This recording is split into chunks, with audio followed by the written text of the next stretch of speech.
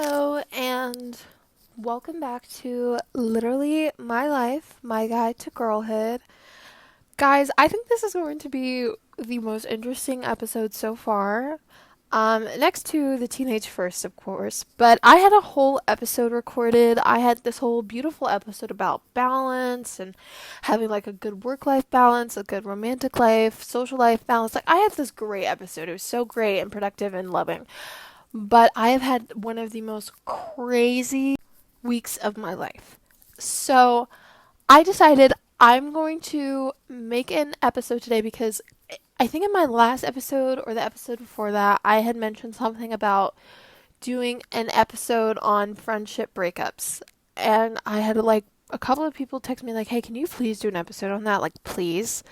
And I wasn't really planning on doing it for another week or two, but it's become urgent. We need it at this point because I'm going through one right now. And while the feelings are raw, while everything's raw, I'm going to talk about the friendship breakup. I'm going to talk about friendship breakups in general. And I don't know if this is going to be like a very useful advice kind of podcast like my other episodes, but this is definitely going to be an episode where I vent. And that was the point of this in the first place. So let's just get into the story. Let's just get into it. Like, I can't. I need to talk about this, and I don't have therapy until Tuesday. So, yeah, let's talk about this. Okay, so about 2-ish years ago, I met a girl. I don't really remember where we met, but I think we met at like cheer camp or something. I met this girl and I thought we were going to be good friends. And for a while we were. Like, I'm not trying to say like we weren't good friends because we did become close. And so I met this girl and I thought we were like a good fit for each other. I thought we would be like a good fit of friends because we didn't go to the same school obviously, but we go to like very similar high schools. We were very alike. You know what I mean? Like very upscale, like a lot of nice things, like that kind of person thing. So I thought we would be good, and everything was good until 6 months, not even 6 months later, like almost a year later. I found out she had absolutely and utterly betrayed me. So I'm not going to get into like too many details because this isn't about like being messy. This is about more like my feelings and like venting. Um, she betrayed me. She did something just kind of unthinkable. She betrayed me and she lied to me. And it wasn't more about what she did, because what she did was I kind of don't care about. But it was the fact that she lied to me for almost 6 months and she betrayed me. And I didn't even find out from her. I found out from someone else. She didn't even have the guts to be like, "Oh, I made this mistake. I did this mistake. And I'm really sorry. Somebody else told me." And it was a rocky, rocky road. Um, I was crushed. I cried and I had a moment, and I was just really, really upset, and I really was upset. Like, I can't even emphasize that enough. I just have never experienced that kind of betrayal from a friend like that. And that should have been the first sign that she wasn't my friend, because I've had some interesting friendships. I've had some interesting relationships with people, but I've never had somebody absolutely go behind my back for so long and lie to me continuously. Smile in my face, stab me behind the back kind of thing. And that should have been my first sign that she wasn't my friend. Because every friend that I've had, even if I'm not friends with them anymore, I've never experienced anything like that, and I hope I never have to again. Because I've fallen out with friends over and now that I think about it, every friendship breakup before this has been so stupid. Like, I've fallen out with friends over really petty stuff compared to the friendship breakup that I'm going through now. Like, I fell out with one of my best friends when I first started high school. Because basically she just kind of let her boyfriend start to control her, and that was a big deal. And she did hurt my feelings, but doesn't compare to this now. I fell out with one of my friends from like 8th grade and like freshman year, because she kind of like lied about like what I said to another girl, and I got really mad and we just like stopped talking. And so, but like that's so petty compared to what I'm going through, because even though they hurt me, like they look like saints to me compared to this girl. Like, you know what I mean? Like, even though my friends, I've had some friends who have really hurt me in the past, nobody's ever gone behind my back and betrayed me like that. You know what I mean? Like I have like little petty moments with girls. I have little moments where people are just petty with me and but nobody's ever betrayed me like that. And that should have been my first sign that she was not my friend. But I decided this is the dumb girl moment. This was my dummy moment. I decided to forgive her. I decided, you know what? I make a lot of mistakes. I know I've hurt people, and I'm going to forgive her because I'd want somebody to forgive me if this was me. And looking back, that was a horrible decision. Was it right for me to forgive her? Absolutely. Like I don't regret that at all. Being warm-hearted and kind enough to forgive her, I'm very, very happy that I was able to do that. And I'm very, very proud of myself for being that mature, because she completely stabbed me in the back and was a total skank. Should I have reconciled things with her? Absolutely not. That was a terrible decision. Because, like I said, she wasn't my friend. You know what I'm saying? Like, I now that I think about it and I'm sitting here, like, processing everything, the fact that she did what she did, like, I'm not going to go into details in specifics because I don't want to bring names into it. I don't want to get into details. I don't want to be messy. I don't want, like, any more people texting me. But she betrayed me, and I should have seen then that she's not a friend. She's an enemy. Like, my first real enemy. I've literally gotten into a fight over something pettier than this, like, I'm telling you. So I decide to forgive her. And last summer passes, and I hang out with her the whole summer. I do stuff with her, and I don't bring up what she did. I don't put it in her face. I'm not lying to her. You know what I mean? Like, I just completely forgive her. And I'm really, really proud that I was able to do that. I'm really, really proud that I was able to have that level of maturity. And I definitely want to keep that. Like, I'm just because that happened doesn't mean I'm going to stop forgiving people, because forgiveness, you have to forgive people for you. That's one of the best things Medea's ever said. Don't forgive people for other people, but you need to forgive people for you. And that's what I did. I forgave her for me so I could have eternal peace. You know what I mean? So I could have some peace.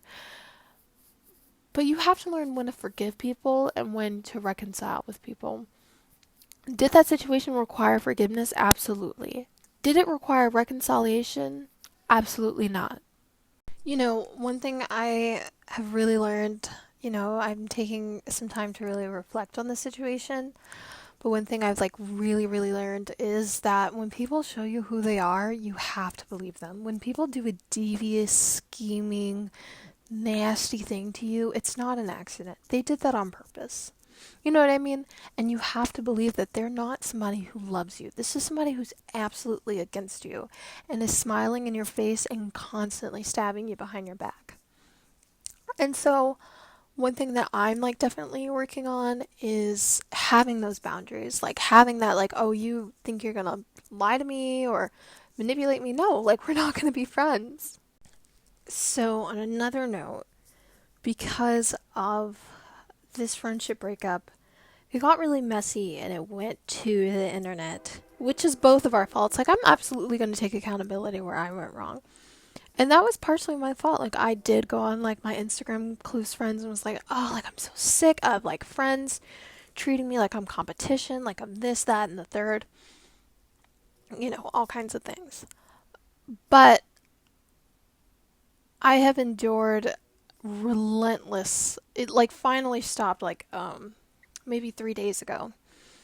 But I have endured relentless cyberbullying because as a result of this. And that's another fact. Like, when you tell someone, hey, like, I don't want to be friends with you anymore, and you guys argue about that, that's the first red flag. And then when they resort to calling you every name in the book, and then talking about an infection you had to endure that completely changed your life, and they're poking fun at it, and then they're posting your address and just like all the stuff that I've endured within the last 2 weeks. It just shows the character of someone. Like, I was right about what I said, and I was right that you truly and deeply are a very ugly person. So, I'm not here to trash talk people. I'm not here to relive that situation. I'm not here to create any more issues. I'm just simply stating my personal experience and giving it advice to people who need it. And, I'm also going to talk about other friendship breakups I went through. This one is definitely one of the ugliest ones because this is my thing. I think I am a very genuine and authentic person. And I don't care, you can say a lot of things about me, but if I rock with you, I'm gonna rock with you hard. Like, I'm solid. Like, you can't say I'm fake. So, I don't have those kind of issues. Do you know what I mean? Like, I think you get what I mean. Like, I don't have the issues that's like, oh, me and my, like, 16 people friend group, like, my 16 person friend group, like, four of us only really like each other. You know what I mean? Like, because the friend group's so big. But I don't have a 16-person friend group. I think that's too big. But you get what I mean. Like, oh, I don't have those issues where it's like, me and my friends, and I have friends from all different walks of life, all different schools, all different, like, even different cities. And I get along with them just fine. I don't have issues where it's like my friends talking behind my back because all my friends genuinely really like me. I don't have issues where my friend is lying to me or manipulating me or me and my friends fall out. Like, me and my friends don't even argue. Do you know what I mean? Like, I have a solid group of like a couple girls, like probably 6 or 8 girls who really, really rock with me. And I am just so grateful for that. And that's what you have to remember. And that's what I've been trying to remember. Like, you know what? I may have lost somebody who really just didn't care about me, but I still have about 6 to 8 girls who really love and care about me. And I am so fortunate for that. And I assure you, if you're going through some kind of friendship breakup or you and your friends are drifting or you have falling out, like a serious falling out like the one I just had, you still have people that love you. And that's what I'm remembering. There are still people that really care about you, that really want you to be here. You brighten up their world. Like, every time you walk into a room, they say, "Oh my God, I am so glad that she's here." And you should not let the opinion of one or two people who may or may not really know who you are change the way you see yourself. I'm going to recite for all of my Swifties out there. I'm going to recite the clean speech. This is not word for word. This is what I remember. This is what I remember. Okay. Taylor said on the 1989 tour, she said, "Clean is a song," and it was something along the lines of, she said something along the lines of, I'm having trouble remembering now. It's hilarious. But she said, when someone says something bad about you or writes something bad about you, it feels like those words are written all over you. And if you let it, those words can really start to become a part of how you see yourself. And when you realize that you are not the opinion of someone who does not know or care about you, that is when you are finally clean. So I am feeling clean. I am feeling anew. And when people, I hate being called names. I hate arguing with people. Like, that's not my thing. I hate that so much. I don't know why, as humans, when we get frustrated or we can't communicate, we resort to calling each other names. I hate that. I wish we could all communicate better. Because I'm one of those people that, like, I will remember what you say to me for years. You know what I mean? I saw a quote. No, it was a TikTok. I saw a TikTok of a girl, and she was talking about, they were asking her, like, oh, why don't you why don't you forgive some of the people you went to middle school with? And she said, oh, because what you forget you say in a day, somebody can remember for a lifetime. And that is so true. I remember stuff from middle school. I remember names I got called in middle school. Like, you can forget you said that in a day, but I will remember it for a lifetime. So, that's another thing. We have to be careful. We have to talk about communication. We have to be careful how we communicate with people. I think this last thing I went through resorted to what it resorted to because I could not communicate with this person. I tried to have a conversation over the phone with them. I tried to reason with them. And this person was, I hate to say it, a completely unreasonable and, if I'm being honest, an actual narcissist. I could actually do, this is like one of the first people I met that I actually, like, I'm not even kidding. And I know people are like, oh, I'm a narcissist, I'm a self absorbed. Like, people joke, but, like, I really do believe this girl was a narcissist. Like, strongly in my heart. So I could do a whole other episode on narcissistic behavior and how to spot that because I missed out. That'll be like a who the blank did I marry kind of moment again. No. But let's also switch the topic back to, like, I'm going to talk about some other friendship breakups because I've had a couple in my lifetime. So, one being this girl that I met when I first got to high school, and we were in the same advisory, we were in the same conservatory, we sat next to each other, like, we just clicked. And me and this girl, I just liked her. Like, we just clicked so fast. I remember she, like, texted me after freshman orientation, and we just clicked. I could tell her pretty much everything, and she never judged me. She told me pretty much everything, and we had such a great friendship. Like, when I tell you that was one of my closest friends, and that was different, you know what I mean, because this girl actually took the time to get to know me. I could talk to her about pretty much anything. She understood me. And so when we stopped being friends, actually so I was so mad about that. And let me tell you guys why. It wasn't because of anything between her and I, because I think her and I, we really got along. Like, we had a great connection. It was because of her boyfriend. That so sucks to say. No, it was because of her boyfriend. I kid you not. She had a boyfriend. He was really, really, really abusive and controlling. And when I say abusive, not like physical abuse, like he wasn't like punching her around. But was he like emotionally manipulative and, kind of, I wouldn't say he was narcissistic, but something wasn't right.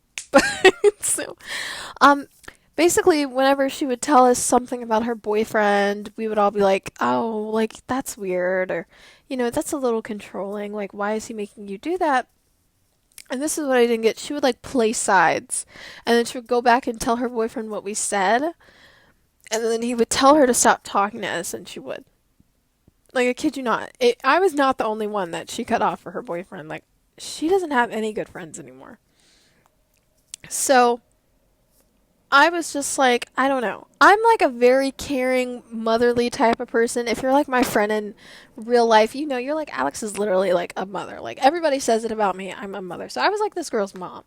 I was always hugging her when they were fighting. You know what I mean? Like, trying to figure some stuff out, trying to help her negotiate, mediate with him. He was just, he was an interesting one. He was an interesting little guy.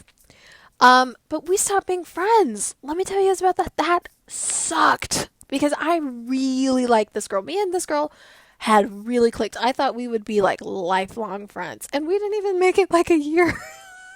We weren't even friends a year. Oh my god, we weren't even friends a year. That's hilarious.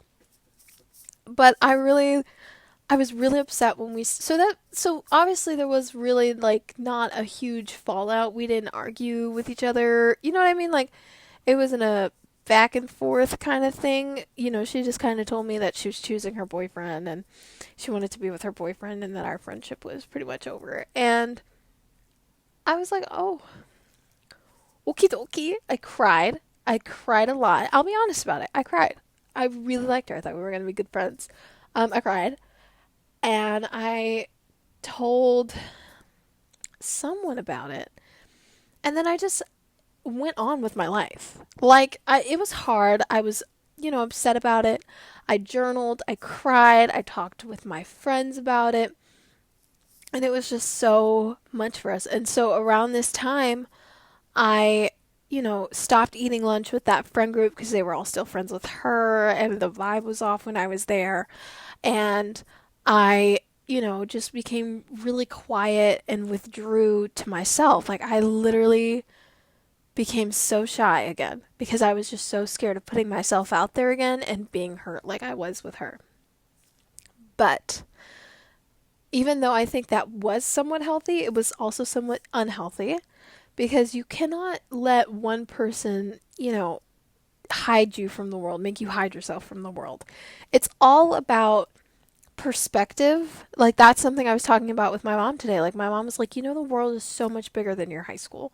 Your high school is 2,500 kids, and there are 7 billion people in the world. Like, the world is so much bigger than your high school. Like, you don't have to be constantly taunted by what people say or an old friendship breakup or how people made you feel because life is so much bigger than high school.